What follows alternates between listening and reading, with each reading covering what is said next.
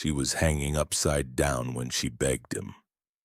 "Please," the alien girl whispered, her voice cracked raw from screaming into the dark. "Save my sisters. I'll bond with you. I'll carry your seed. Do anything, just don't let them die." The human said nothing. He had come to this abandoned cargo vessel expecting scrap metal, maybe some bodies left behind. The ship's hatch slid open with a groan, rust flaking like dead skin onto the deck. A wave of heat rolled out, thick with the smell of oil, metal, and despair. Instead of scrap, he found them. 5 alien girls suspended from failing gravity restraints. Glowing cuffs were bolted to the ceiling beams, binding them, their long hair dragged across the grimy floor. Their skin was bruised, darkened from being hung upside down for who knows how long.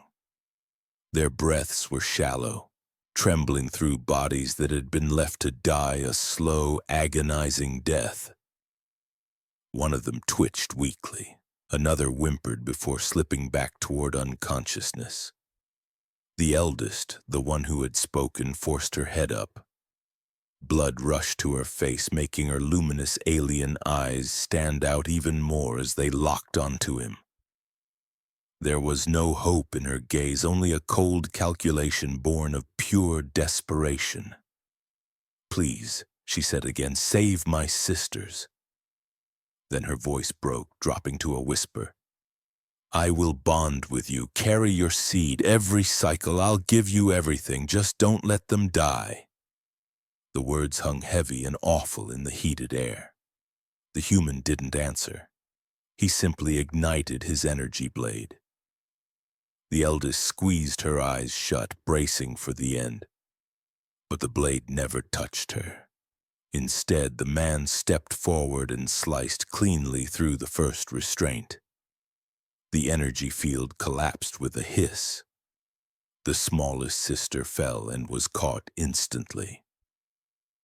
He moved faster than her failing eyes could follow, laying her gently on her side. He moved from one to the next, slicing through the restraints, a weak cry as circulation returned to starved limbs, a shuddering breath. By the time he reached the eldest, sweat soaked his suit and warning alarms chimed from his gear, which he completely ignored. "You're safe," he said quietly as he caught her trembling body. "No one's dying here today." He laid them all in the shade of the open hatch, positioned carefully, not like cargo, but like people. "You forget what I said," the eldest whispered, shame burning hotter than the pain in her body. "I won't," the human replied calmly, "but it doesn't bind you." She stared at him, unable to comprehend. "No one pays with their body to live," he said. "Not with me." He carried them one by one to his ground hauler. The youngest weighed almost nothing. That frightened him most of all. Inside the auxiliary bay, cooling units hummed to life. He rationed water carefully, drop by drop, cleaning their wounds with practiced precision. His hands were scarred and rough, but they were never careless. The eldest watched him through half-lidded eyes. Her name was Asherin, though he didn't know it yet. "Why are you doing this?" she whispered when she finally found her voice again. He paused, thinking for a moment. "Because leaving you there would have been wrong. No grand speeches, no hidden expectations, just a simple, profound truth." Later, when her sisters were asleep, Asherin spoke softly into the dim light of the bay. "In my world, kindness is never free."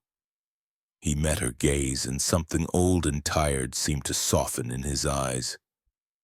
"Then your world is poorer than it should be." Hearing that, something tight and painful broke open in her chest. Days passed beneath the planet's broken sky. The younger sisters recovered first.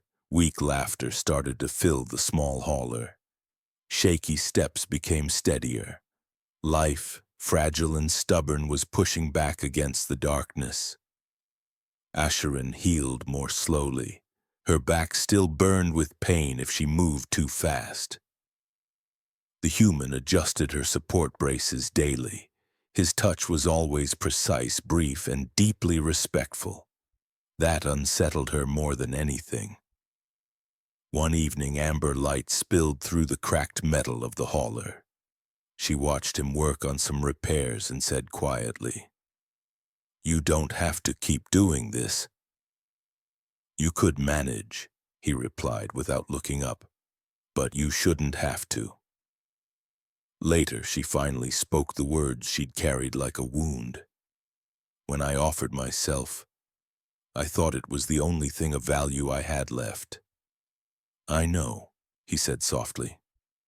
"But today," she continued, her hand trembling as she rested it against his scarred knuckles, "I'm saying it again. Not from fear, not from debt, because I choose to." He withdrew his hand gently, not as a rejection, but to ground them both. "I won't touch you while you're still healing," he said, his voice firm but kind. "And never because you think you owe me." Relief, pure and overwhelming, flooded her eyes.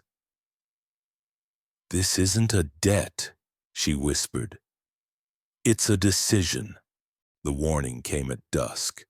The sound of engines cut through the dust-filled sky. One ship, then 3, then 5. Mercenaries. "They found us," the human said, his voice calm but his body tense. "They descended, their ships unmarked, their soldiers heavily armed." A voice crackled over the comms. "You're harboring stolen assets." "They're not assets," the human replied, his voice dangerously low. "They're free beings." Contracts were cited over the comms, followed by cruel laughter. Asherin stepped forward, her voice steady despite the terror roaring inside her. "We were left to die."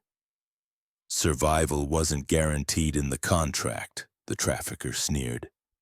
"You forged those contracts," the human said quietly. "And you know it." Just then a flash of blue-white light split the horizon. Authority cruisers dropped out of fold space, sirens screaming across the plains, weapons on the mercenary ships powered down.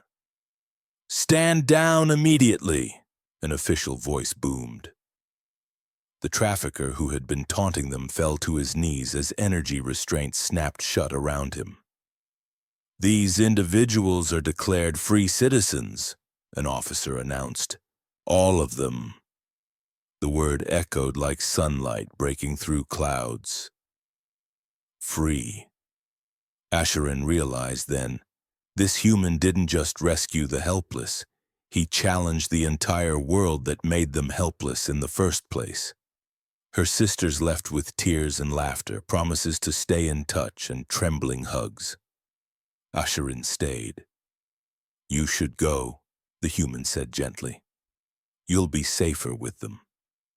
"That's why this matters," she replied, placing her palm over his heart. "I'm not staying because you saved me. I'm staying because you gave me the right to choose." Their days turned into a new rhythm. They worked. They shared quiet laughter. They told stories beneath the unfamiliar stars. And when she finally came to him, it was freely, willingly, without a trace of fear. Then one afternoon the human collapsed. Asherin caught him, raw panic tearing through her. "You don't get to leave me," she whispered, holding him through the long night. When he woke, she laughed and cried all at once. "You scared me." "You don't owe me anything," he murmured, his voice weak. "This isn't about owing," she replied, her voice filled with a fierce love. Weeks later, beneath a burning sunset, he knelt, not as a savior, not as a conqueror, but as a man asking a question without words. "Stay with me." She knelt with him, her hands resting over the new life forming within her. Born of choice, she said softly. And under the light of alien stars, two beings stood together, not bound by chains or contracts or desperation, but by something far rarer. They chose each other. Thanks for watching. If you enjoyed this story, don't forget to like, subscribe, and hit that notification bell for more.